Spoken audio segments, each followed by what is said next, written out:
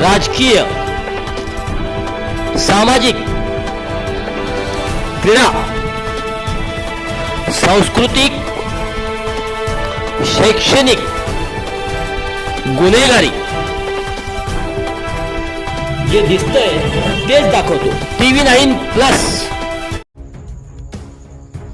माजी महापौर सुरेश अदगोंडा पाटील यांनी आज सकाळी आपल्या राहत्या घरी नेमिनाथ नगर सांगली या ठिकाणी गळफास लावून घेऊन आत्महत्या करण्याचा प्रयत्न केला.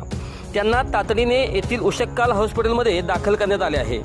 त्यांच्यावर दवाखान्यातील अतिदक्षता विभागामध्ये उपचार सुरू आहेत.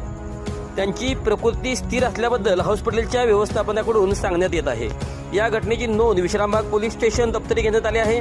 गेली 30 ते 35 वर्षे सांगली जिल्ह्यातील राजकारण, समाजकारण व उद्योग व्यवसायामध्ये प्रमुख चेहरा असलेल्या सुरेश अदगोंडा पाटील यांनी आत्महत्येचा प्रयत्न केल्याबद्दल सांगलीकरांना मोठा धक्काच बसला आहे. त्यांच्या या आत्महत्या करण्याचा हेतू मागे नेमके काय कारण असावे याबाबतची चर्चा सांगलीकरातून जोरात सुरू आहे. गेली वर्षभर सुरेश अदगोंडा पाटील हे सामाजिक राजकीय कार्यक्रमापासून अलिप्त राहत होते.